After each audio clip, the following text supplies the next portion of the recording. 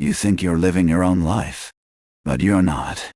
You're living a carefully scripted performance, written by your ego, directed by society, and applauded by people who don't even know you. Carl Jung discovered what happens when you finally stop performing and start being. Stop scrolling because you need to see this. If you've ever felt like you're wearing a mask, even when you're alone. If you've ever achieved everything you thought you wanted but still felt empty. If you've ever looked in the mirror and wondered who the hell is staring back at you, then this video is going to shake you to your core. Everything you've been told about success, happiness, and self-improvement is wrong. Dead wrong. And Jung knew this over a century ago. He understood that most people never break free from their ego's control. They live, they die, and they never once touch their soul. But you're different. The fact that you clicked on this video means something inside you already knows there's more. I know exactly what you're going through. You've hit your goals, you've climbed the ladder, you've checked all the boxes society told you to check. But there's this gnawing feeling inside, this quiet voice whispering that something's off. You feel like you're living someone else's life. You look at your social media, you see yourself smiling in all these photos, but inside there's this disconnect, this emptiness that no amount of likes or comments can fill. Carl Jung believed that only a rare few ever discover this truth. He said the first half of life is devoted to forming a healthy ego, but the second half, the real half, is about going inward and letting go of it. Most people never make it to the second half. They stay stuck in ego land, chasing the next promotion, the next relationship, the next dopamine hit, never realizing they're running on a hamster wheel that leads nowhere. Now, before we dive deep into these 8 signs, I need you to understand something crucial. Living from the soul is not some fluffy spiritual concept. It's not about crystals or meditation apps or posting inspirational quotes on Instagram. This is about a fundamental shift in how you operate in the world. It's about moving from external control to internal guidance, from performance to presence, from fear to authenticity. And I'm warning you right now, this journey is not easy. Jung himself said that the experience of the self is always a defeat for the ego. Your ego is going to fight this information. It's going to resist. It's going to tell you this is nonsense, that you should click away, that you're fine just the way you are. But if you can push through that resistance and stay with me till the end, the last sign is something even Jung himself struggled to explain. And it might be the key to understanding why you felt so different your entire life. Let's start with sign number 1. Sign 1. You no longer need external validation. This is the first and most obvious shift. When you start living from your soul, you stop checking your phone every 5 minutes to see who liked your post. You stop crafting your opinions based on what will make you popular.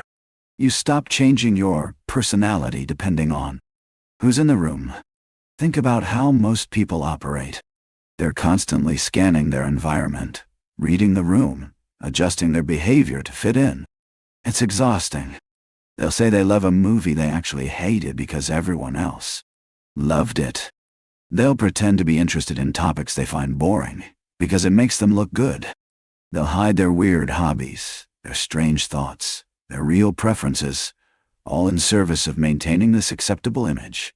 But when you live from the soul, something shifts. You start realizing that other people's opinions are just that, opinions. They're not facts. They're not truth. They're just reflections of other people's own insecurities, conditioning, and limitations. Jung wrote that the soul teaches us that our freedom does not lie outside us but within us. You can be bound by external circumstances and yet still feel free because you've burst your inner bonds. Here's a modern example. Imagine you're at a party, and everyone's talking about the latest Netflix show. You haven't watched it, and honestly, you're not interested. The old ego-driven you would either lie and pretend you've seen it, or feel inadequate for not being in the loop. But the soul-driven you simply say, hey, that's not really my thing. No apology. No justification. No need to convince anyone why your preferences are valid. This shift is subtle, but profound. You stop living for the applause and start living for alignment. And the crazy thing is, when you stop caring what people think, you actually become more magnetic. Because authenticity is rare. It stands out. People are so used to interacting with masks that when they meet someone real, someone who isn't performing, it's like a breath of fresh air. But here's the catch, and this is important. Your ego's going to tell you that not caring what people think makes you a jerk, that it means you can be rude or dismissive. That's not what this is about.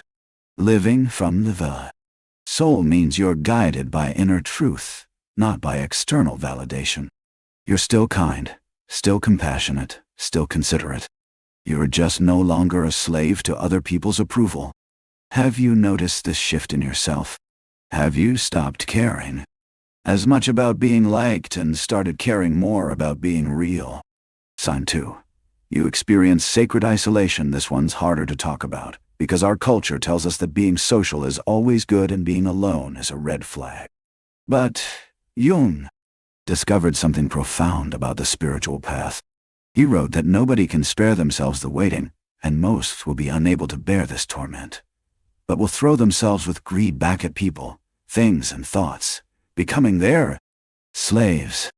When you start living from your soul, you'll notice that many of your relationships start feeling shallow. Conversations that used to entertain you now feel empty. Social gatherings that used to energize you now drain you. It's not that you suddenly hate people. It's that you can no longer participate in the superficial dance. Your friends want to gossip about celebrities, and you're thinking about the nature of consciousness. Your co-workers want to complain about the boss, and you're contemplating your purpose. Your family wants you to follow the traditional path, and you're hearing a different calling entirely. This creates distance. Not physical distance necessarily, but psychological distance. Jung called this sacred isolation. It's the space where the soul is refined. Think about every great spiritual figure or artist or revolutionary thinker throughout history. Buddha sat alone under the Bodhi tree. Jesus retreated to the desert. Carl Jung himself had his famous confrontation with the unconscious, which he documented in the Red Book, a period where he withdrew from the world and dove deep into his own psyche. Here's the modern version of this. You start declining invitations, not because you're depressed or antisocial, but because you literally cannot engage with surface-level interactions anymore. You'd rather spend Friday night alone with your thoughts, a book, or your creative projects than at a bar making small talk. And when you do this, people start calling you weird. They start asking if you're okay. They start taking your need for solitude personally. And this is where it gets really tough. Because our entire society is built around an extroversion. We're told that healthy people are social, that networking is essential, that you need a big friend group to be happy. But Jung understood that true individuation, the process of becoming who you really are, often requires separation from the collective. The difference between loneliness and aloneness is crucial here. Loneliness is the ego crying out for external validation, for someone to fill the void. Aloneness is the soul resting in its own presence, recognizing that it's not actually alone because it's connected to something much deeper than social connection. It's connected to the self, to that part of you that's always been there and always will be. Now, I'm not saying you should become a hermit, but if you're in this phase, understand that it's not a problem to be fixed. It's an initiation. You're being called inward for a reason. The depths are teaching you something that can only be learned in silence. Point number 3 is where things get really intense, so stay with me. Sign 3. Your old identity is crumbling. This is the sign most people deny about themselves.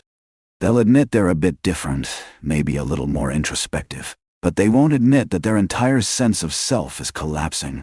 Because that's terrifying. That feels like death. Jung wrote about this extensively. He said that the ego arises out of the self during early development. But as we mature, we must recognize that the ego is just a small part of the totality of who we are.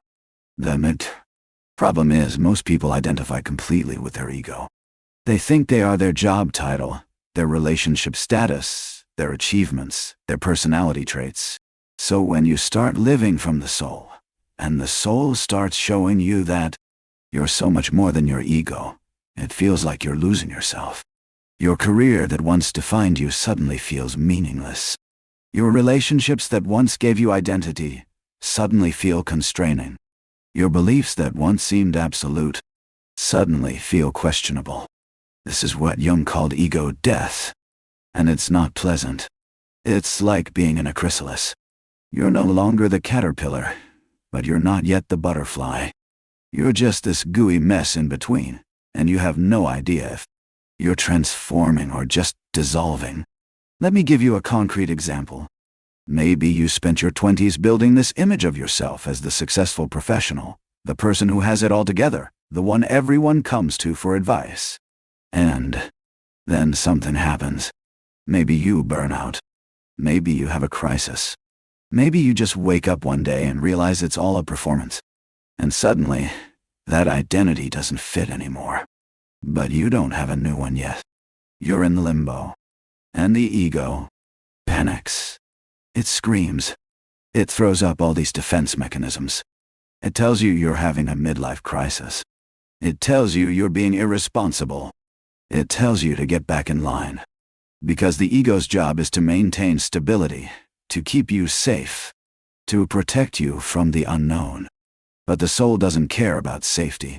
The soul cares about truth. Jung warned that this process involves seeing our shadow, all the parts of ourselves we've denied or repressed, the anger we've suppressed, the desires we've hidden, the dreams we've abandoned. All of it comes flooding up when the old identity starts crumbling. And this is why so many people never make it through this phase. They can't handle what they see in the mirror. But here's what nobody tells you. This collapse isn't failure. It's liberation. You're not losing yourself. You're finding yourself. The real you. Not the constructed, acceptable, society-approved version. The raw, authentic, messy, beautiful version that's been buried under decades of conditioning. Have you felt this? Have you felt like you don't know who you are anymore? Like everything you thought was solid is turning to sand? That's not a breakdown. That's a breakthrough. Sign 4. Emotional honesty becomes non-negotiable once you've started living from your soul. You literally cannot fake your emotions anymore. It becomes physically impossible. Your body revolts when you try to plaster on a smile when you're sad. Your voice shakes when you lie. You feel nauseous when you pretend to be interested in something that bores you. This is huge, because our entire social structure is built on an emotional performance. We're taught from childhood to say we're fine when we're not, to hide our tears, suppress our anger, to be grateful even when we feel resentful. We're taught that emotional honesty is inappropriate, that it makes people uncomfortable, that it's selfish.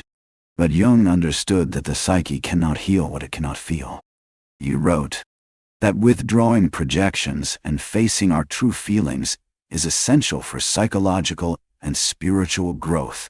When you live from your soul, you can no longer participate in emotional dishonesty, not with others and especially not with yourself. Think about how often you say "I'm good" when someone asks how you are, even when you're falling apart inside. Think about how many times you've laughed at jokes you didn't find funny, just to fit in. Think about how often you said yes when you meant no, because you didn't want to disappoint someone. Living from the soul means those days are over. You start speaking your truth, even when your voice shakes. You start saying "I'm actually struggling right now" instead of "I'm fine." You start admitting when something bothers you instead of pretending it doesn't. You start honoring your real feelings instead of the feelings you think you should have. And this terrifies people. Because when you stop playing the emotional performance game, it holds up a mirror to everyone else who's still playing. Your authenticity exposes their inauthenticity. Your vulnerability exposes their walls, and they don't like it. They'll call you too much, too sensitive, too intense. But here's what's actually happening. Your soul is no longer willing to betray itself for the comfort of others. And that's not selfishness. That's self-respect. That's integrity. Jung wrote that the soul has a discriminative function that separates opposites, especially moral opposites. It knows truth from falsehood even when the ego wants to blur the lines. Modern example. You're in a relationship where you're constantly walking on eggshells, censoring yourself, pretending to be okay with things that don't hurt you. The ego says stay, make it work, don't rock the boat. But the soul says this is not aligned, this is not true, this must change or end. And when you listen to the soul, you have the difficult conversation. You set the boundary. You make the hard choice. Because emotional honesty has become more important than emotional safety. This doesn't mean you become a jerk who just blurts out every feeling without consideration. It means you develop the courage to be real, to be vulnerable, truthful, even when it's uncomfortable. And paradoxically, this is when your relationships either deepen profoundly or end naturally, because anything that can't survive honesty wasn't real to begin with. Are you at this stage? Can you still fake it? Or has your soul started refusing to cooperate with the performance? Wait until you hear number 5, because this is where the external world starts responding to your internal shift in ways that will blow your mind. Sign 5. Synchronicities start appearing everywhere. This is the one that makes skeptics roll their eyes. But anyone living from their soul knows exactly what I'm talking about. Once you align with your deeper self, life stops feeling random and starts feeling orchestrated. Not by some external force controlling you, but by a deeper intelligence that you're finally tuned into. Jung spent years studying synchronicity, meaningful coincidences that can't be explained by cause and effect. He understood that when the conscious mind and the unconscious are in harmony, when the ego and the self are aligned, you start perceiving the patterns that were always there, but you were too distracted to notice. You think about someone you haven't spoken to in years, and they text you that day. You need guidance on a problem, and you randomly open a book to the exact passage that answers your question. You're struggling with a decision, and a stranger says something in passing that gives you clarity. These aren't just coincidences. They're the universe speaking in a language the soul understands, but the ego dismisses. The reason synchronicities increase when you live from your soul is because you're no longer drowning in mental noise. You're not constantly distracted by social media, by endless planning, by worrying about what everyone thinks. You've created space. And in that space, you can hear the whispers. You can see the signs. But here's the important part Jung emphasized. Synchronicities are not maps. They're milestones. They're confirmations that you're on the right path, but they don't do the work for you. You still have to make choices, take action, live your life. The ego wants synchronicities to be crystal clear directions, like a GPS telling you exactly where to go. The soul understands synchronicities as gentle nudges, as reassurance, as poetry from the cosmos. Let me give you a very modern example. You've been debating whether to leave your corporate job to pursue something more meaningful.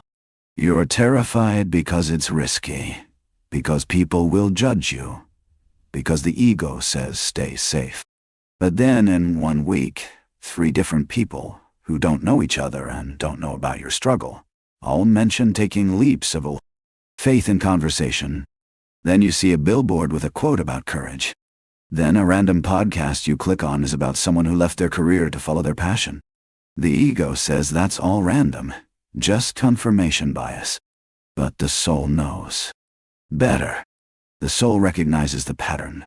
And it doesn't mean you must quit tomorrow, But it does mean you're being supported, you're being seen, you're not crazy for considering it. Living from the soul means you start trusting these moments.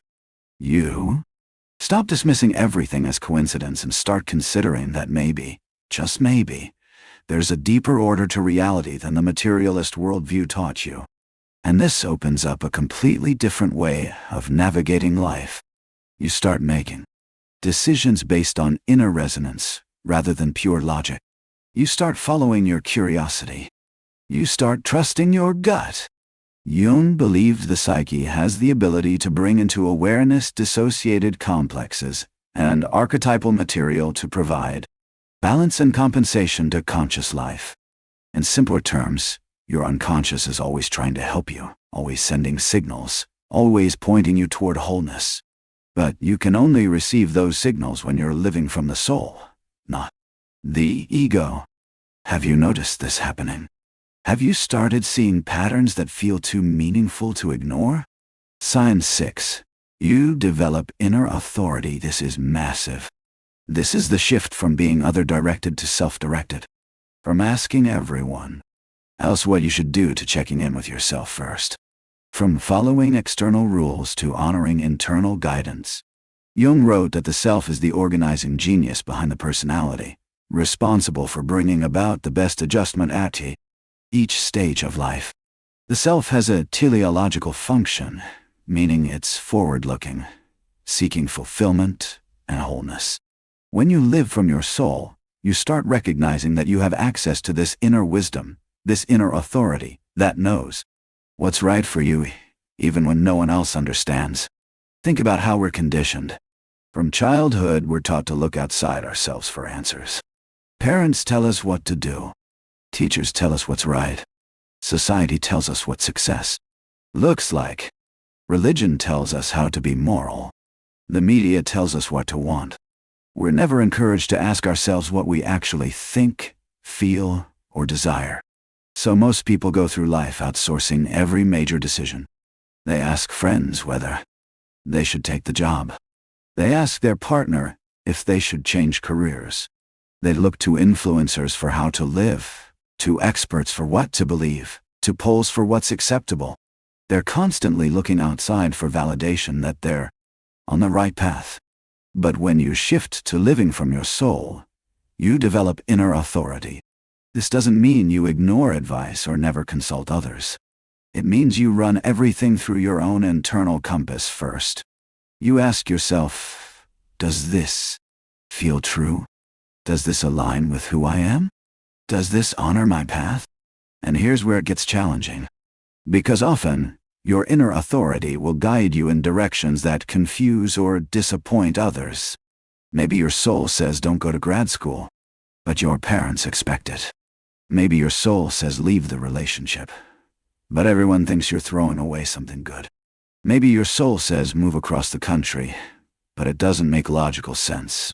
Jung emphasized that living from the self requires tremendous courage because you have to stand alone sometimes. You have to trust yourself more than you trust the crowd. And the crowd doesn't like that. They'll call you selfish, impulsive, deluded. But you'll know in your bones that you're finally listening to the right voice. Modern example. Everyone in your life is pushing you to get married because you've been with someone for years, and you're at that age. The ego says they're probably right. This is what you're supposed to do. You should just go along with it. But your soul says, wait, something's off. This isn't right. So, you pause. You sit with it. You listen inward. And you realize the truth. You don't actually want to marry this person. You've just been on autopilot, following the script. Having the courage to honor that inner knowing, even when it disappoints people, even when it seems like you're self-sabotaging. That's inner authority. That's living from the soul. And it requires you to believe that you know yourself better than anyone else knows you, which is a radical act in a world that constantly tells you to ignore yourself. Jung wrote that you cannot hold that which you are not, that attempting to know what lies beyond yourself suffocates the life of those who know themselves. In other words, Stop trying to control and understand everything external, and start knowing yourself deeply. That's where real power lives. Do you trust yourself? Or are you still looking to everyone else for permission to live your life? Don't miss point 7, because this one is the hardest truth to accept, and it's why so many deep souls end up feeling completely isolated from the world. Sign 7. You stop fitting into the mass mind. This is brutal, so let me just say it straight. When you live from your soul, you become weird, different, an outsider. And no matter how much you try to explain yourself, most people won't get it. Because most people are still living from their ego, still plugged into what Jung called participation mystique, the collective unconscious where people merge with the group mind and lose their individuality. Jung was very clear about this. He said the process of individuation, of becoming your true self, requires separation from the collective. You cannot fully become yourself while still conforming to mass consciousness. And in a culture like America, which Jung noted tends toward extroversion and other-directedness, this is especially difficult. We're taught that going along to get along is virtuous, that being different is suspicious, that standing out is arrogant. But the soul doesn't care about fitting in.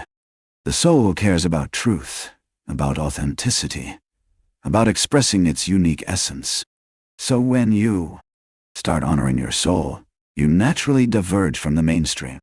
Your interests become niche. Your values become countercultural. Your lifestyle becomes unconventional. And people don't know what to do with you anymore. You're no longer impressed by material success, so conversations about money and status bore you. You're no longer interested in celebrity gossip and trending topics, so small talk feels pointless. You're no longer motivated by competition and comparison, so networking events drain you. You've stepped out of the game entirely, and from inside the game you look insane. Here's what this looks like in real life. You're at a family gathering, and everyone's talking about their new cars, their promotions, their vacations. And you're thinking about mortality, about meaning, about consciousness. You try to bring up something deeper and people look at you like you're killing the vibe. So you have two choices: fake it and pretend you care about surface stuff, or be yourself and accept that you're the odd one out. Living from your soul means you choose the latter. You stop pretending. You stop code switching. You stop dumbing yourself down to make others comfortable. And yes, this means some people will think you're charming and fun, pretentious or weird or too much. But it also means you'll finally attract your real tribe, the rare few who get it, who see you, who can meet you at your depth. Jung wrote that the self never sees you as part of the herd, and you are not to be content with merging with the mass mind. Your task is to stand out, to be different, to strike out on your own unique path. This is not about being special or superior. It's about being true. It's about refusing to sacrifice your soul for social acceptance. And here's the hard part. This path is lonely. Not lonely in a depressing way, but lonely in the sense that very few people will understand your journey. You'll go through transformations that you can't explain to anyone. You'll have insights that sound crazy when you try to verbalize them. You'll make choices that look reckless from the outside but feel absolutely necessary from the inside. Think about anyone throughout history who lived from their soul. Artists, mystics, philosophers, revolutionaries. They were all considered weird, problematic, dangerous by their contemporaries. Van Gogh was dismissed as insane. Nietzsche was misunderstood his entire life. Jung himself was ostracized by the psychoanalytic community for his ideas. Because living from the soul means you're accessing truth that the collective isn't ready for. So if you're feeling like an alien in your own life, like you don't belong anywhere, like no one really gets you, that's not a problem. That's a sign. It means you've outgrown the container most people live in. And while it's uncomfortable, it's also sacred. Because you're not meant to fit in. You're meant to forge a new path. Have you noticed this happening? Are you starting to feel like you're from a different planet than most people around you? Okay, here we go. Number 8. This is the sign that Jung himself struggled to articulate, and it might be the most important one of all. Sign 8. Your life becomes symbolic. This is the big one. This is the shift that changes everything. When you fully step into living from your soul, life stops being literal and starts being symbolic. You stop seeing events as random occurrences and start seeing them as messages, as reflections, as invitations to deeper understanding. Jung spent his entire career trying to explain this. He understood that the psyche speaks in symbols, not in literal language. Dreams, for example, aren't meant to be taken at face value. A dream about your house burning down isn't a premonition. It's a symbol of transformation, of old structures being destroyed to make room for new ones. A dream about being chased isn't about actual danger. It's about shadow material you're avoiding. But it's not just dreams. When you live from your soul, waking life becomes symbolic too. That argument with your partner isn't just about who forgot to buy milk. It's a reflection of a deeper pattern, maybe about feeling unseen, or about control issues, or about unspoken resentments. That job you lost isn't just bad luck. It's life pushing you towards something more aligned. That illness you got isn't just random. It's your body telling you something needs to change. This doesn't mean you become superstitious or start seeing signs in everything.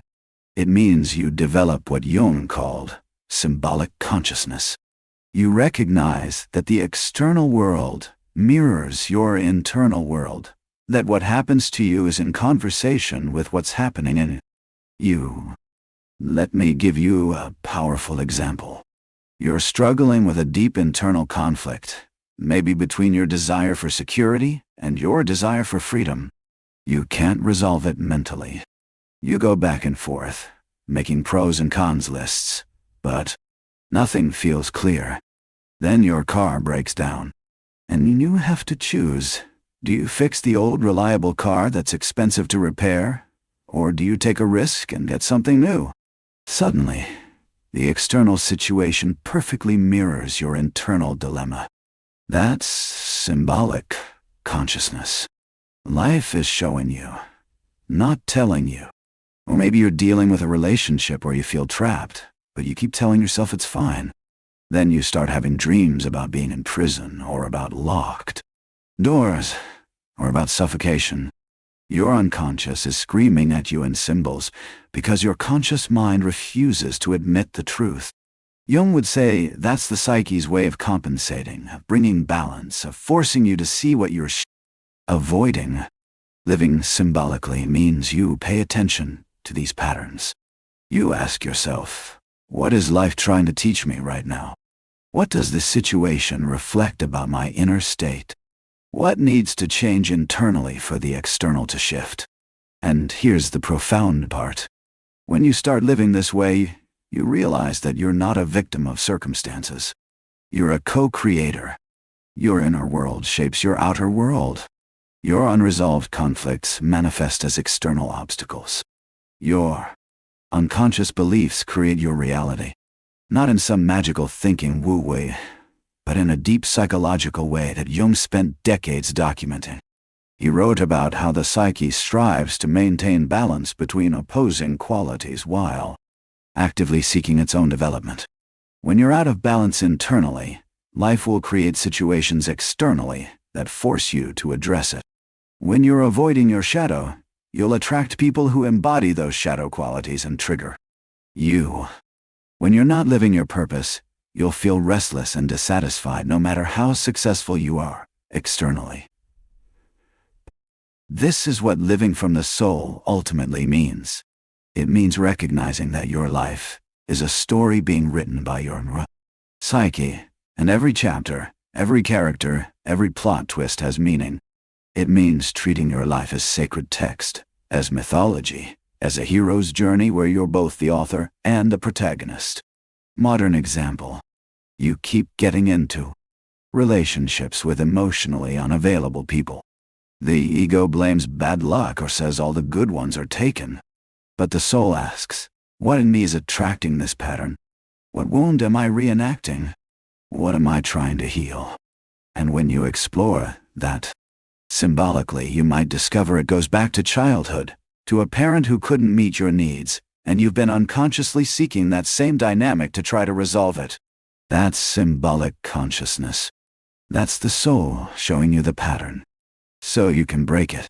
Jung believed that only by making the unconscious conscious can we truly change. And living symbolically is how we do that. We stop taking everything at face value and start asking, what does this mean? What is my psyche trying to tell me? What needs to be integrated?